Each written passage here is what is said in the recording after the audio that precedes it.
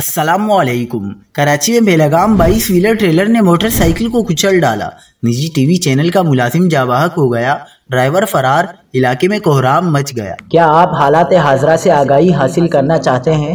खबर के पीछे छुपे असल हकाइक जानना चाहते हैं? तो अभी सब्सक्राइब कीजिए जिलमिल पाकिस्तान को और साथ ही घंटी के निशान पर क्लिक कर दें।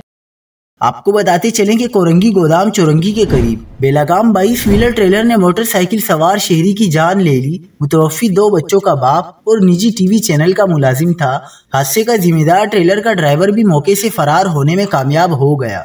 रवां साल अब तक शहर में होने वाले ट्रैफिक हादसात में जाबाक अफराद की तादाद 600 से तजावुज कर गई। पुलिस के मुताबिक मुतवफ़ी की शनाख्त 49 साला इमरान अहमद सिद्दीकी वल्द इब्रार अहमद के नाम से की गई, जो निजी टीवी चैनल में ग्राफिक्स डिजाइनर और मकान number 825 sector 7D3 north Karachi का रिहायशी और 2 बच्चों का बाप था। इमरान अहमद सिद्दीकी मंगल और बुध की दरमियानी शब ऑफिस से काम खत्म करके घर जा रहे थे। पुलिस ने ट्रेलर को कब्जे में ले लिया है।